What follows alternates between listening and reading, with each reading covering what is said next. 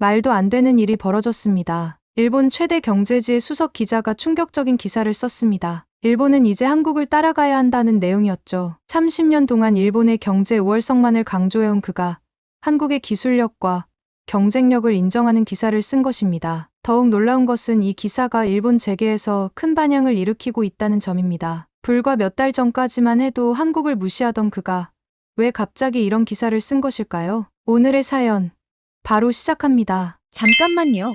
1초면 가능한 좋아요 버튼을 눌러주시면 영상 제작에 큰 힘이 됩니다. 저는 도쿄의 니혼게이자이 신문에서 20년째 경제 기자로 일하고 있는 마츠오 타케시입니다. 일본 최고의 경제지에서 수석 기자로서 저는 늘 일본의 경제적 우위를 강조하는 기사만을 써왔어요. 특히 한국 관련 기사를 쓸 때면 항상 일본을 따라하기 바쁜 나라라는 톤을 유지했죠. 코로나19 이후 우리 신문사의 디지털 구독자 수는 90만 명까지 늘어났습니다. 하지만 최근 들어 젊은 구독자들이 급격히 줄어들기 시작했어요. 편집장은 제게 그 이유를 찾아보라고 지시했죠. 처음에는 단순히 밀레니얼 세대의 뉴스 소비 트렌드 변화라고 생각했습니다. 그런데 충격적인 사실을 발견했어요. 우리 신문사의 젊은 구독자들이 한국 경제 뉴스 플랫폼으로 옮겨가고 있더군요. 심지어 우리 신문사 직원들의 자녀들조차 한국 경제 매체를 더 신뢰한다는 거였습니다. 편집장은 제게 특별 취재를 지시했어요. 마츠오 씨, 한국이 이렇게 강해진 이유를 직접 취재해보세요. 우리가 놓치고 있는 게 뭔지 알아야 합니다. 솔직히 말씀드리면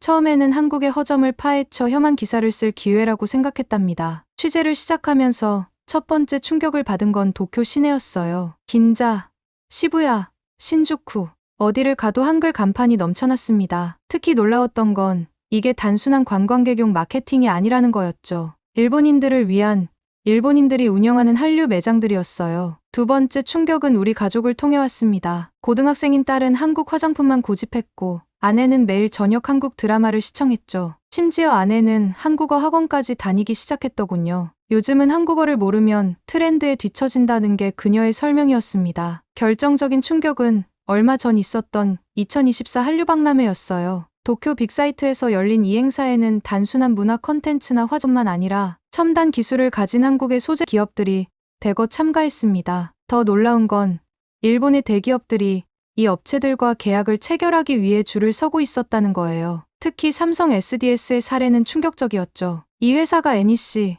후지츠 등 일본의 네로라하는 IT 기업 30개를 제치고 지방 중소도시의 디지털화 프로젝트를 수주했다는 소식이었습니다. 일본 기업들의 텃밭이었던 공공 프로젝트를 한국 기업이 따낸 거죠. 우리 신문사 건물 앞 카페에서 만난 소니의 임원은 더 충격적인 이야기를 들려줬어요. 이제는 한국을 따라잡는 게 목표가 됐습니다. 특히 젊은 직원들 사이에서는 삼성이나 현대차의 경영 방식을 벤치마킹해야 한다는 목소리가 커요. 30년 넘게 일본 제조업의 자존심을 지켜온 소니의 임원이 이런 말을 하다니 순간 귀를 의심했습니다. 가장 큰 변화는 일본인들의 인식이었어요. 제4차 한류붐은 이전과 달랐습니다. 이제 한국 문화는 특별한 유행이 아닌 일상이 됐죠. 30, 40대까지 한류 소비층이 확대됐고 젊은 세대들은 한국 제품을 당연한 선택지로 여기고 있었어요. 이런 현상을 취재하면서 저는 피할 수 없는 현실과 마주하게 됐습니다. 한국이 더 이상 일본을 따라오는 게 아니라 이미 여러 분야에서 앞서가고 있다는 사실이었죠. 하지만 이건 제가 겪은 충격의 절반도 안 됐더군요. 앞으로 제가 발견하게 될 사실들은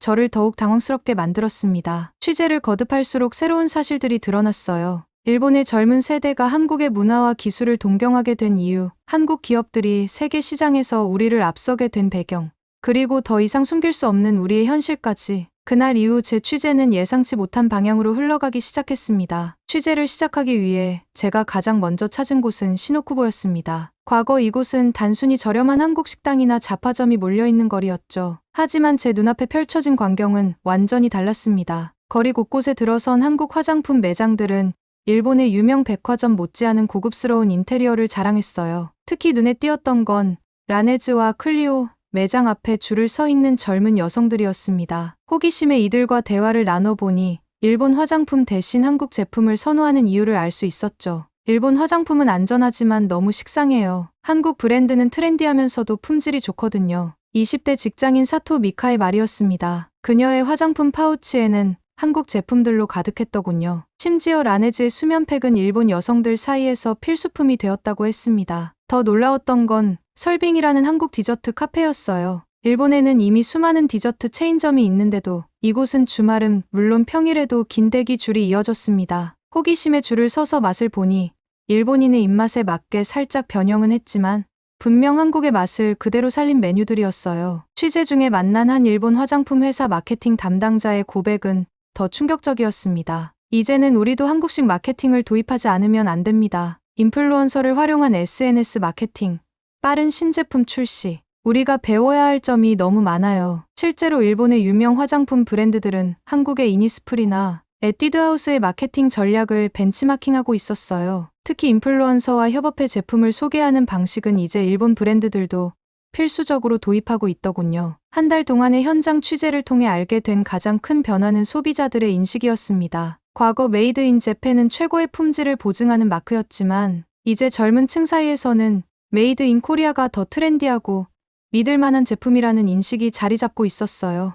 특히 충격적이었던 건 2024년의 한 조사 결과였습니다. 일본 여고생의 절반이 한국을 좋아한다고 답했더군요. 이건 단순한 문화적 호감을 넘어서 한국이 만든 제품, 서비스에 대한 깊은 신뢰로 이어지고 있었습니다. 시노쿠보 거리의 한 카페에서 기사를 정리하며 저는 깊은 생각에 잠겼어요. 이제 일본 기업들은 한국의 성공 전략을 연구하고 그들의 마케팅 방식을 도입하고 있었습니다. 하지만 이런 변화를 단순한 모방이라고 볼 수는 없었죠. 이건 우리 일본 기업들의 생존을 위한 필수적인 선택이 되어가고 있었으니까요. 하지만 이날의 취재는 제게 더 큰 의문을 던져주었습니다. 도대체 한국은 어떻게 이렇게 빠르게 성장할 수 있었을까? 그들의 기업들은 어떻게 세계 시장에서 승승장구하고 있는 걸까? 이 의문을 풀기 위해 저는 다음 취재 대상을 물색하기 시작했습니다. 그러던 중 우연히 들른 도쿄 시내의 한 카페에서 흥미로운 인물을 만났습니다. 이곳은 한류 카페 체인점으로 32살의 한국인 여성 사업가 김유진 씨가 운영하고 있었어요. 일본 기업들이 매일같이 저희 카페를 방문합니다. 마케팅 담당자들이 한국식 운영 방식을 배우러 온다고 하더군요. 김유진 씨의 말에 저는 의아했어요. 커피 체인점 운영에 그렇게 특별한 것이 있을까 싶었거든요. 하지만 김유진 씨가 보여준 자료는 충격적이었습니다. 그녀의 카페는 일본의 유명 커피 체인점보다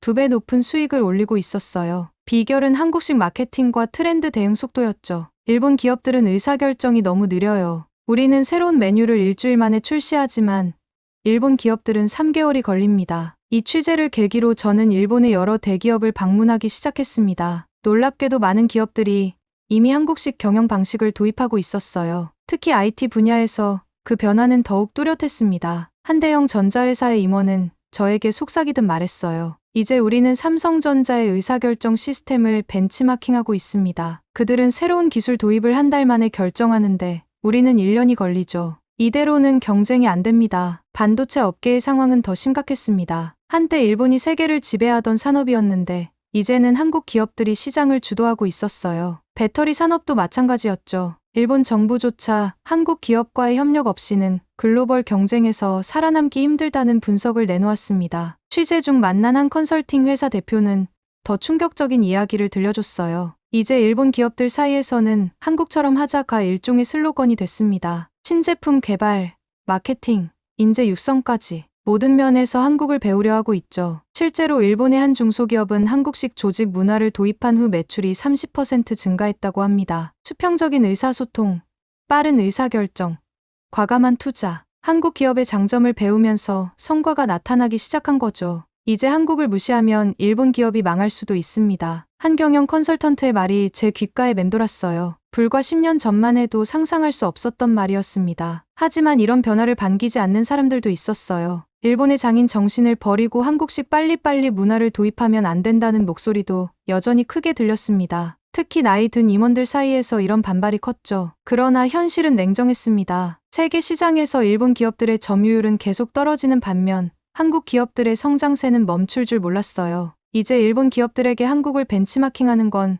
선택이 아닌 필수가 되어가고 있었습니다. 저녁 무렵 다시 김유진 씨의 카페를 찾았어요. 그녀는 제게 의미심장한 말을 남겼습니다. 마츠오 씨, 이제 일본은 변화해야 해요. 한국이 일본을 앞선 건 이미 기정사실이에요. 이걸 인정하는 것부터가 시작이 될 거예요. 그녀의 말은 마치 일본의 현 주소를 정확히 짚어주는 것만 같았습니다. 김유진 씨의 카페를 나온 후 제 휴대폰에 한 통의 문자가 왔습니다. 20년 지기 동료인 나카지마 료코가 보낸 거였어요. 마츠오, 당신까지 한국 찬양문에 빠진 건 아니겠죠? 꼭 만나서 이야기를 나눠야겠어요. 도쿄 긴자의 한 오래된 찻집에서 나카지마를 만났습니다. 그녀는 제가 쓴 최근 기사들에 대해 강하게 비판했어요. 한국의 성공이라는 게 다 거품이에요. 일시적인 유행일 뿐이라고요. 우리 일본의 장인 정신과 기술력을 어떻게 그들과 비교할 수 있나요? 나카지마는 최근 한류 열풍의 허상이라는 제목의 기사를 썼다고 했습니다. 한국의 경제 성장이 허약한 기반 위에 세워졌다는 내용이었죠. 하지만 이 기사는 예상치 못한 반발을 불러일으켰어요. 나카지마 씨,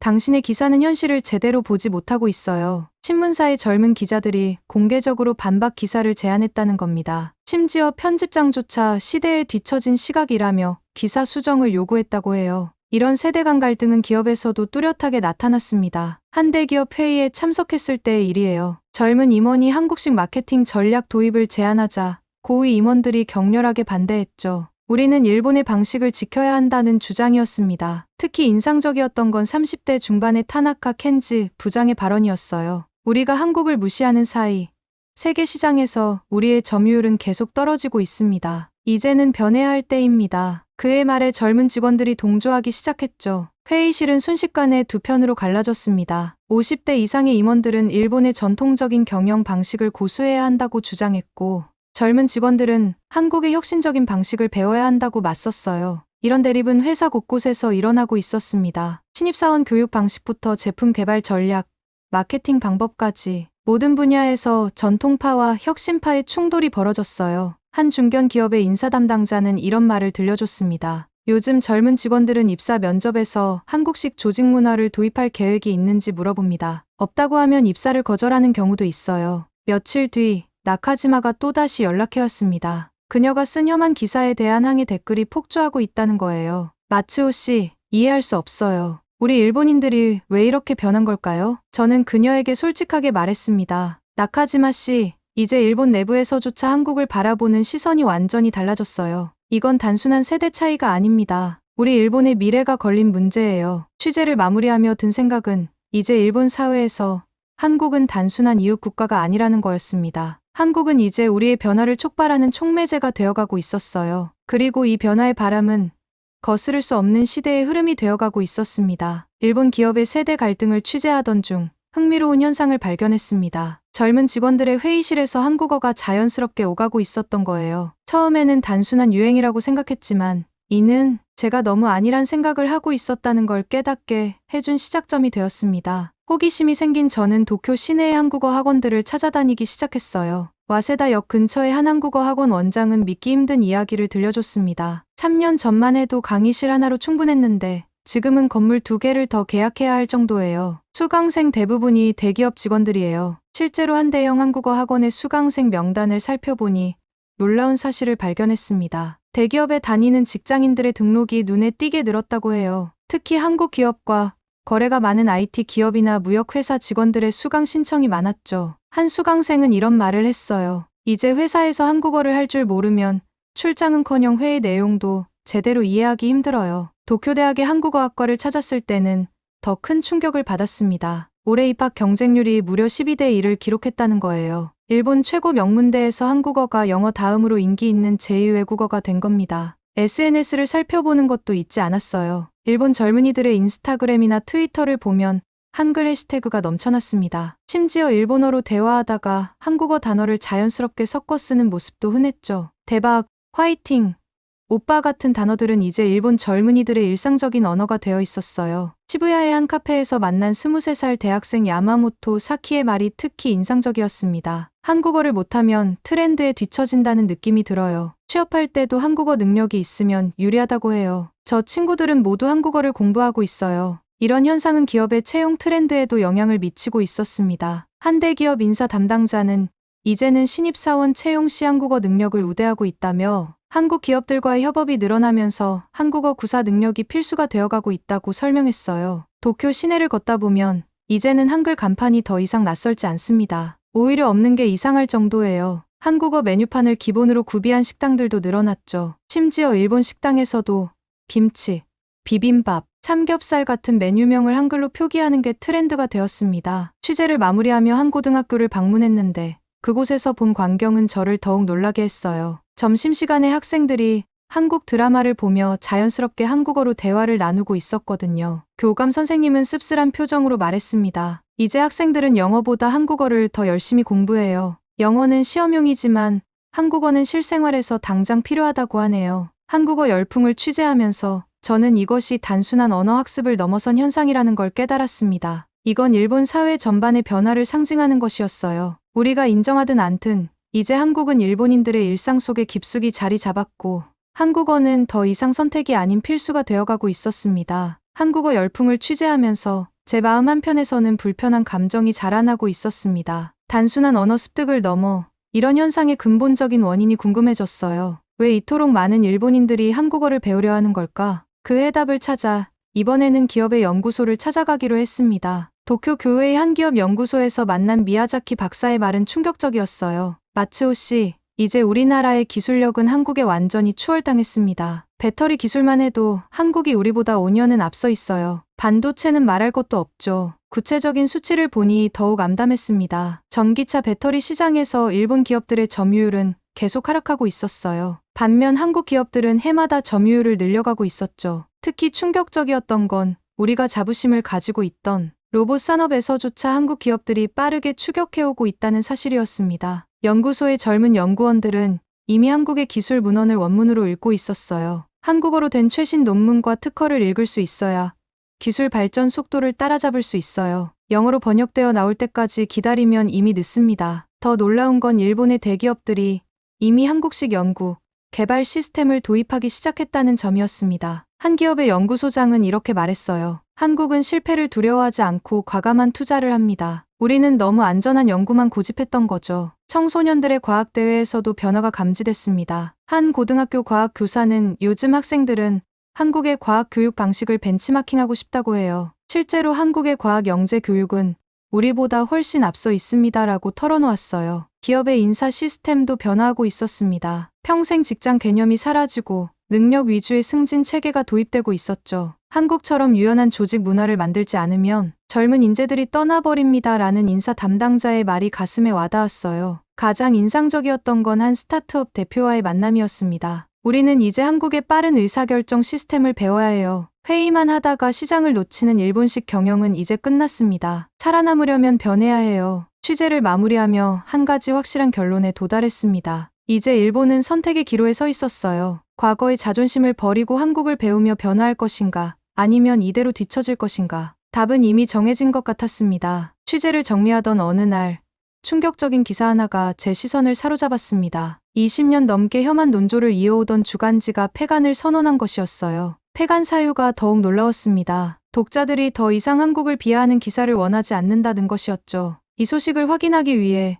그 잡지사의 전직 편집장을 만났습니다. 처음에는 이해할 수 없었어요. 한국을 비판하는 기사만 쓰면 매출이 떨어지더군요. 독자들의 항해 전화가 빗발쳤습니다. 당신들은 현실을 모른다면서요. 특히 인상적이었던 건 한 독자의 편지였어요. 30년간 이 잡지를 구독해온 60대 남성이었죠. 저는 늘 한국을 무시해왔습니다. 하지만 제 아들이 다니는 회사가 한국 기업에 인수되었어요. 연봉이 올랐고 근무 환경도 좋아졌다고 합니다. 이제 한국을 비하하는 기사를 보면 부끄러워요. 도쿄 시내의 한 서점에서는 더욱 흥미로운 광경을 목격했습니다. 한국의 성공에서 배우자는 코너가 따로 만들어져 있었어요. 서점 직원은 이런 책들이 잘 팔려서 코너를 만들었다고 했습니다. 불과 2, 3년 전만 해도 상상할 수 없었던 일이었죠. 제 오랜 친구인 나카지마 요코조차 변화하기 시작했어요. 얼마 전 그녀에게서 뜻밖의 전화가 왔습니다. 마츠오 씨, 제가 틀렸던 것 같아요. 어제 처음으로 한국 드라마를 봤는데 우리가 그동안 얼마나 편협했는지 깨달았어요. 변화는 정치권에서도 감지되고 있었습니다. 과거에는 한국을 비하하는 발언이 심심치 않게 나왔지만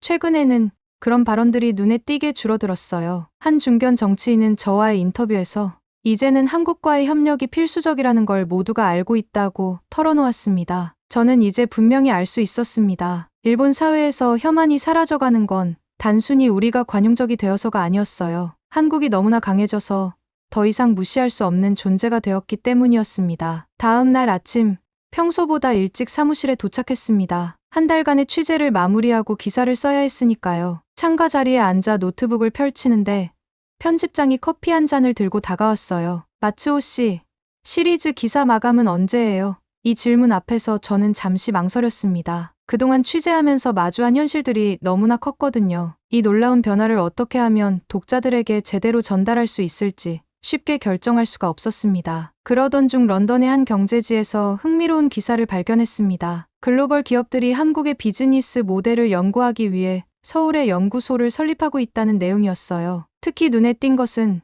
애플, 구글 같은 세계적 기업들이 한국의 기술력과 혁신 속도를 배우려 한다는 점이었죠. 취재 마지막 날, 저는 도쿄 시부야의 한 카페에서 처음 만났던 김유진 씨를 다시 찾았습니다. 그녀의 카페는 이제 일본 체인점으로부터 인수 제안을 받을 정도로 성장해 있었어요. 마츠오 씨, 이제 한국과 일본이 서로를 파트너로 봐야 할 때가 왔다고 생각해요. 우리가 가진 장점은 다르니까요. 일본의 세심함과 한국의 추진력이 만나면 어떨까요? 그녀의 말은 제게 깊은 통찰을 주었습니다. 그동안 저는 누가 앞서고 뒤처졌는가만 생각했던 거예요. 하지만 이제는 다른 질문을 해야 할 때였습니다. 어떻게 하면 두 나라가 서로의 강점을 살려 함께 성장할 수 있을까? 마지막 기사를 쓰기 위해 컴퓨터 앞에 앉았습니다. 한 달 동안 보고 들은 모든 것들이 제 머릿속을 스쳐 지나갔어요. 젊은이들의 한국어 열풍, 기업들의 변화, 사회 전반의 인식 변화, 그리고 마지막 문장을 썼습니다. 이제 우리는 선택해야 합니다. 과거의 편견에 사로잡혀 뒤처질 것인가, 아니면 변화를 받아들이고 함께 성장할 것인가. 한국은 더 이상 우리가 가르칠 대상이 아닙니다. 오히려 우리가 배워야 할 점이 많은 나라가 되었죠. 하지만 이것은 위기가 아닌 기회입니다. 서로를 인정하고 배우면서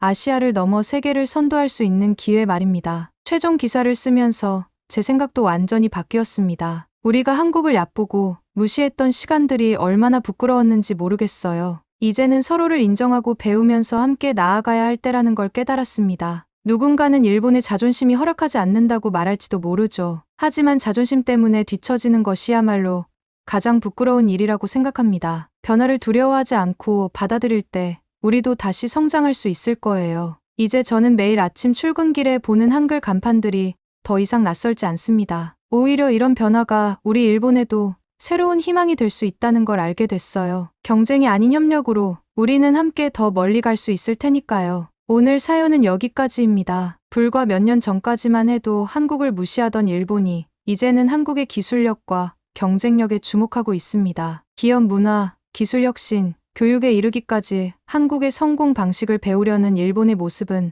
한국이 이룬 눈부신 발전을 보여주는 생생한 증거가 되었습니다. 특히 젊은 세대를 중심으로 확산되는 한국어 열풍, 한국식 경영을 도입하는 기업들의 변화, 그리고 한국의 기술력을 인정하기 시작한 일본 사회의 모습은 이제 한국이 일본을 넘어 세계가 주목하는 국가로 성장했음을 보여줍니다. 오늘 사연에 대한 여러분의 생각을 댓글로 남겨주세요. 감동문클에서는 여러분의 소중한 마음을 모아 사연 주인공들에게 전해드리고 있습니다. 여러분 주변에 감동적이거나 재미있는 실제 사연들을 제보받고 있으니 언제든 저희 공식 메일로 제보해주세요. 오늘 들려드린 사연에 공감하셨다면 구독과 좋아요 눌러주시고 주변 분들과도 공유해주세요. 여러분의 작은 관심과 응원이 더욱 좋은 콘텐츠를 만드는 데 큰 힘이 됩니다. 오늘도 여러분의 하루의 작은 즐거움이라도 되었기를 바라며 지금까지 감동문클이었습니다. 끝까지 시청해주셔서 감사합니다.